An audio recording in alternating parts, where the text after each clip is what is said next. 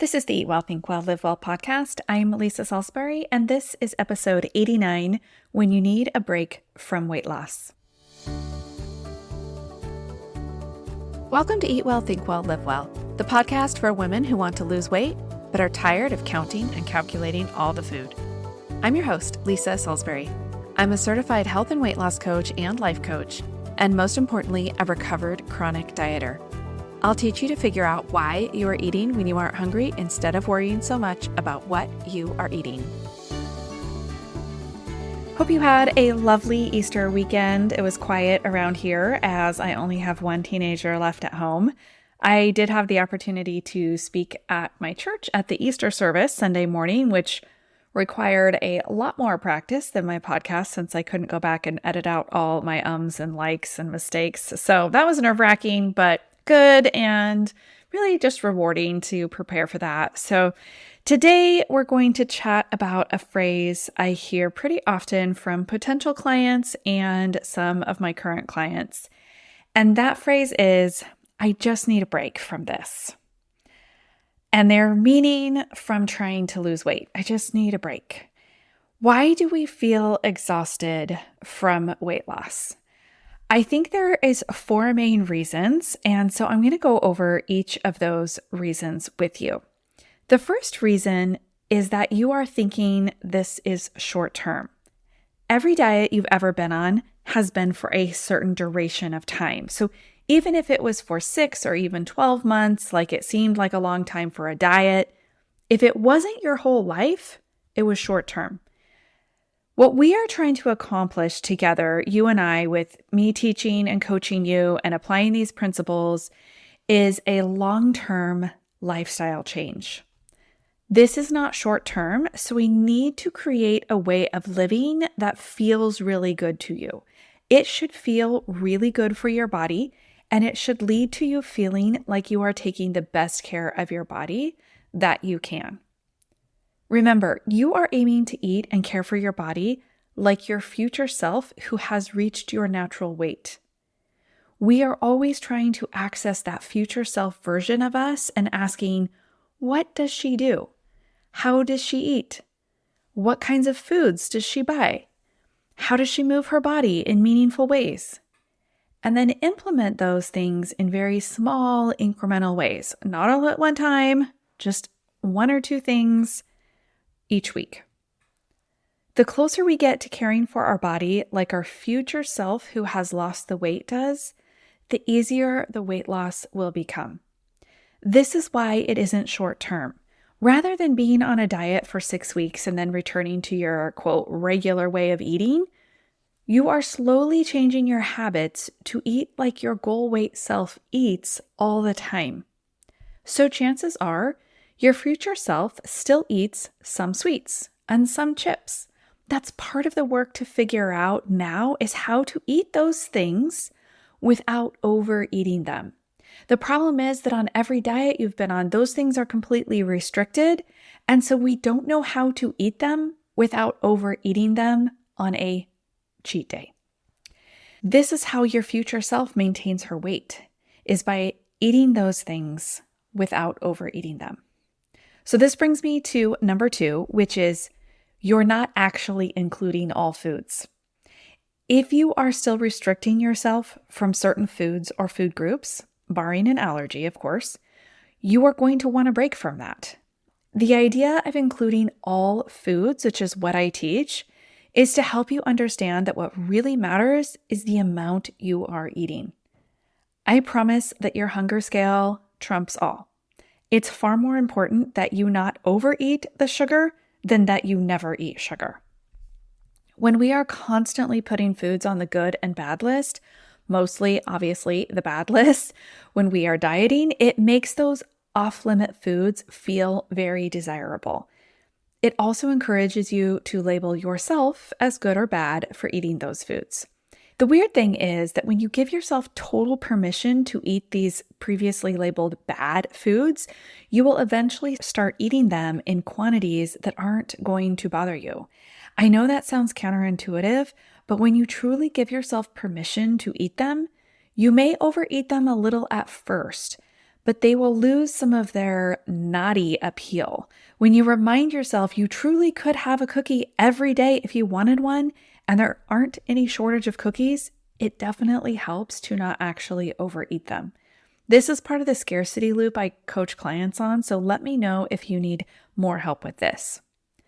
Number 3 reason you need a break is because you are thinking you want to eat whatever you want and you can't. This is closely related to number 2 about specific foods that you're labeling good or bad, but this also includes the amount of food you think you want to eat. This is actually so interesting because when you say, I just want to eat whatever I want, what you mean is, I want to eat all the junky, ultra-processed foods without having the consequences. And really, the consequences are not the weight gain that would come if that would be all you ate. The main consequence I'm thinking of is how terrible your body would feel, especially right afterwards. How bad your sleep would be with being so bloated. How sluggish you would feel without adequate protein and fiber that those foods would not be providing. The notion that we wish we could eat whatever we wanted is rooted in wishing your body didn't let you know those foods don't work for you. If you get really honest with how you feel after eating those foods you wish you could eat all the time, or with how you are feeling after eating an amount of food you wish you could eat all the time, how does your body actually feel? Really get honest, I'm guessing it's not great. The wishing you could eat whatever you want leaves you feeling scarce and diety because you think you are in some sort of restriction. I don't believe I'm in restriction because I didn't eat some Easter candy last night. I actually picked up a little package of Swedish fish egg things that I had put in my daughter's Easter basket. Yes, she's 16 and I still made her a basket, but there were some extras and I picked it up, and just as I was about to rip it open, I thought, my stomach is actually decently full right now. In fact, I think I overate a little bit at dinner. If I eat this candy right now, I think my stomach is probably going to feel worse. And honestly, it was a really small package, so my lower brain was like, it's tiny, it's fine. But I decided to listen to my stomach, to my body instead, and I just tossed it back in the pantry. I didn't feel like I was restricting or on a diet or that I wish I could eat it, because I really did just think I'll have it tomorrow if I still want it. And I don't want to make my body feel worse right now because I'm just right on the edge of feeling like I really overate. This is actually my definition of eating whatever I want. I eat it when I really want it, but I don't feel like I have to eat it now or that I'll never get it. Holiday candy always pretends to be super scarce, but it's just regular candy repackaged in the seasonal colors. So shift your idea of wishing you could eat whatever you want to eating exactly what feels best. The last reason you need a break is because you're constantly talking to yourself like a mean girl. This is probably actually the biggest one and runs through the other 3 reasons. You need a break from what you're doing because you're beating yourself up mentally every time you go off plan or overeat or do anything you think is not going to help you lose weight. This has got to stop. You absolutely cannot hate yourself then. And talking to yourself unkindly in your thoughts is not productive and won't actually create the results you are looking for. Of course, if you are constantly hanging out with someone who is judging everything you put in your mouth, you need a break from that. And if you're bringing that mean girl along in your brain, constantly judging you, that is exhausting. So instead of deciding you need a break from weight loss and working on the things that you really want for your body, try taking a break from talking to yourself like a jerk. Try giving yourself a compliment in the mirror next time. Try being excited you cooked a vegetable in a new way.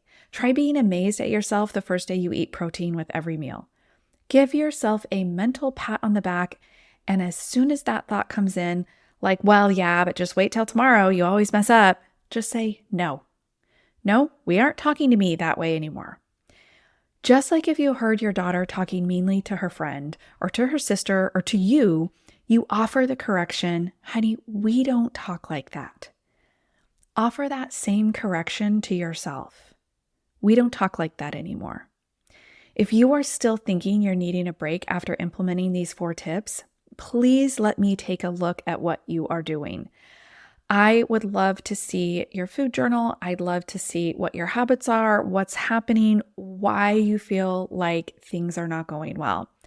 I am opening up 10 spots on my calendar in the next 4 weeks for food planning sessions. I did this same thing back in August and they filled up really quickly, so don't delay if you missed out back then, especially. This is a little bit different than the free coaching calls I normally offer. Those tend to just be figuring out where you are, what your goals are, and if my coaching program is a perfect fit for you. These calls last for 45 minutes, and I want to get you really clear on what foods work well for you. It's a little bit different than meal planning because we're not going to be talking about like cooking for your family or all the things that you need to do for that, but just for you, what foods are working for you. I feel like a lot of you think that if you aren't following a very strict calorie or macro counted diet, that losing weight just doesn't work for you, and that you wish you could just use my methods, but you also can't figure out what to eat and what works in your body. So, like I said, I'm setting aside time for 10 of you to jump on a call with me and get your meals planned for the next couple of weeks so that you're really clear on how to get started with losing weight the way I teach my clients. I just want to help you get out of confusion. So come to this free food planning session with me and you'll leave knowing exactly what to eat to start losing weight. Also, I'll be gifting you a little workbook that goes with my Jumpstart Your Weight Loss sessions that I used to do. So you'll be getting that short workbook digitally included in this free session. We'll be using some of those worksheets during the call, and then some will just be extra for you to do on your own. So if you go to schedule right away, it's going to look like there's tons of times available, like more than 10, but I have a limit on my calendar so that once those 10 are booked, then there won't be any more available. So it's going to look like there's a lot until the last one's booked, and then everything's going to go away. So don't just think you're going to schedule it later, because I promise you they're going to fill up just like they did in August. I will be honest, if at the end of the call, I think you're a good fit for my coaching program, I will let you know, but the call is free either way, and it is not designed to be a sales call. So don't think that's what you're coming to. The link for that, of course, is in the show notes. And as always, thanks for listening and sharing the Eat Well, Think Well, Live Well podcast.